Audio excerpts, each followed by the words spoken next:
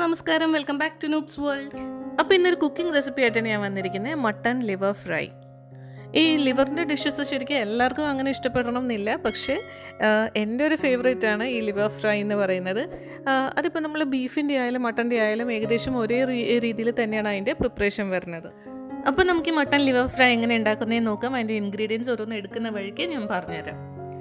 ഞാനിവിടെ ഒരു 250 gram mutton liver നന്നായിട്ട് ഉപ്പും വിനാഗിരിയൊക്കെ ഇട്ട് കഴുകി വൃത്തിയാക്കി വെച്ചിട്ടുണ്ട്. പിന്നെ 2 ചെറിയ സവാളയാണ്, അത് ഇതുപോലെ ചെറുതായിട്ട് മുറിച്ച് വെച്ചിട്ടുണ്ട്. പിന്നെ ഒരു 3-4 ചെറിയ ഉള്ളി തന്നെ എടുത്തിട്ടുണ്ട്. ഇത് നമുക്ക് ഇഞ്ചിയുടെയും വെളുത്തുള്ളിയുടെയും കൂടെ ഒന്ന് ചതയ്ക്കാൻ വേണ്ടിയിട്ടാണ്. ചെറിയ ഉള്ളി ഇല്ലെങ്കിലും പ്രശ്നമില്ല, ഇഞ്ചിയും വെളുത്തുള്ളിയും മാത്രം ചതച്ചാലും മതി. ഇത്രയുള്ള ഒരു 2 കഷ്ണം ഇഞ്ചി വേണം, അതുപോലെ ഒരു 4-5 അല്ലി വെളുത്തുള്ളി. ഇത്രയും നമുക്ക് മിക്സിയിലൊന്ന് ചതച്ചെടുക്കാം. ഇനി നമുക്ക് പാൻ നന്നായിട്ട് ചൂടായി കഴിയുമ്പോൾ അതിലേക്ക് ഒരു 3 ടേബിൾ സ്പൂണോളം വെളിച്ചെണ്ണ ഒഴിച്ച് സവാള നന്നായിട്ട് അതിൽ വഴറ്റിയെടുക്കാം. സവാള പെട്ടെന്ന് വഴന്ന് കിട്ടാനായിട്ട് നമുക്ക് ഇതിലേക്ക് ആദ്യമേ ഉപ്പ് ചേർത്ത് കൊടുക്കാം. സവാള ചെറുതായിട്ട് വാടി തുടങ്ങുമ്പോൾ നമ്മൾ ചതച്ച് വെച്ചിരുന്ന ഇഞ്ചി, ഉള്ളി, വെളുത്തുള്ളി ഇതിലേക്ക് ചേർത്ത് കൊടുക്കാം.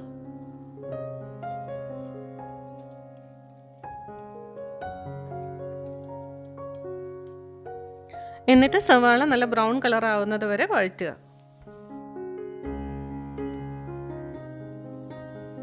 സവാള നന്നായിട്ട് വഴന്നു വരുമ്പോൾ നമുക്ക് അതിലേക്ക് ഒരു ചെറിയ തക്കാളി ഇതുപോലെ ചെറിയ പീസായിട്ട് മുറിച്ച് ചേർത്ത് കൊടുത്തിട്ട് വഴറ്റാം. തക്കാളി ഒന്ന് ചെറുതായിട്ട് വാടി തുടങ്ങുമ്പോൾ തന്നെ നമുക്ക് ഇതിലേക്ക് ഒരു 1/4 ടീസ്പൂൺ മഞ്ഞൾപ്പൊടി ചേർത്ത് കൊടുക്കാം. പിന്നെ ഇതിലേക്ക് ബാക്കി പൊടികൾ, അതായത് ഒരു 1/2 ടീസ്പൂൺ മുളക് പൊടി, ഒരു 2 ടീസ്പൂൺ മല്ലിപ്പൊടി, ഇത്രയും ചേർത്ത് നന്നായിട്ട് വഴറ്റിയിട്ട് നമ്മൾ പൊടിച്ച് വെച്ചിരിക്കുന്ന ഗരം മസാല 1 ടീസ്പൂൺ ചേർക്കാം. അതുപോലെ 1 ടീസ്പൂൺ കുരുമുളക് പൊടി, ഇത്രയും ചേർത്ത് നമുക്ക് നന്നായിട്ടൊന്ന് വഴറ്റാം.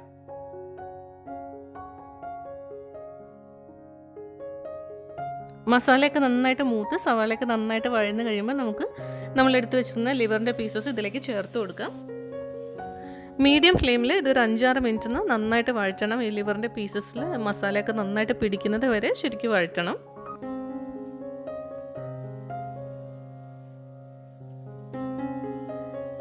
അപ്പോൾ ലിവറിൻ്റെ പീസിൽ മസാലയൊക്കെ നന്നായിട്ട് പിടിച്ചു കഴിയുമ്പോൾ നമുക്കിത് ഒരു പ്രഷർ കുക്കറിലേക്ക് മാറ്റാം.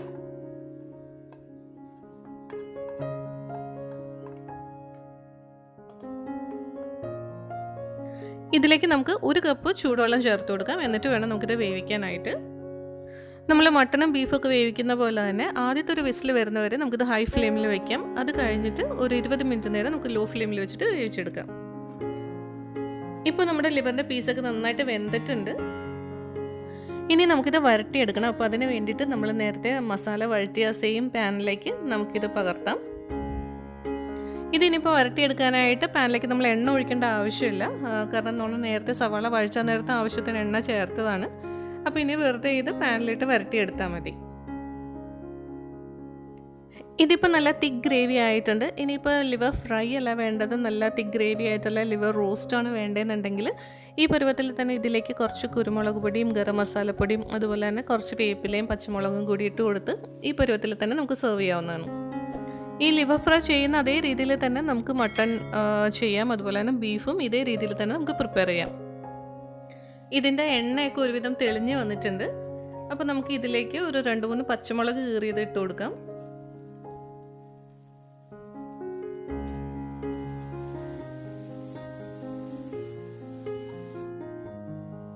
പിന്നെ ഇതിലേക്ക് ഒരു 3-4 തണ്ട് കറിവേപ്പില കുറച്ച് കൂടുതൽ വേണം, ഇത് നമുക്ക് ചേർത്ത് കൊടുക്കാം.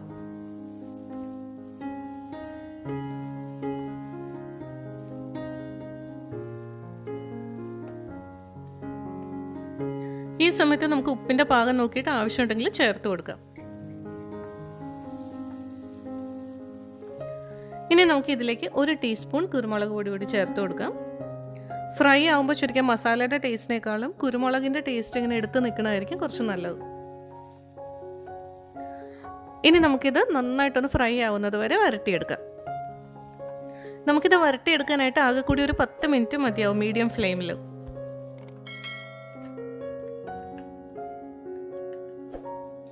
ഇപ്പോൾ ഇത് നന്നായിട്ട് ഡ്രൈ ആയിട്ടുണ്ട്. നമ്മുടെ ലിവർ ഫ്രൈഡ് റെഡി ആയിട്ടുണ്ട്. ഇനി നമുക്ക് കുറച്ച് മല്ലിയില ഇതിൽ തൂവി കൊടുക്കാം.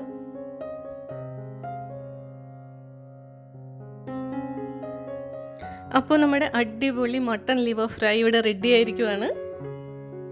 സൂപ്പർ ടേസ്റ്റി റെസിപ്പിയാണ്. അതുപോലെ തന്നെ ഒത്തിരി സിമ്പിളായിട്ടുള്ള റെസിപ്പിയാണ്. ഇപ്പോൾ ലിവർ വെച്ചിട്ടല്ലെങ്കിൽ മട്ടൺ ആയാലോ ഇപ്പോൾ അല്ലെങ്കിൽ ബീഫ് ആയാലോ ഒക്കെ ഈ രീതിയിൽ ട്രൈ ചെയ്യാവുന്നതാണ്.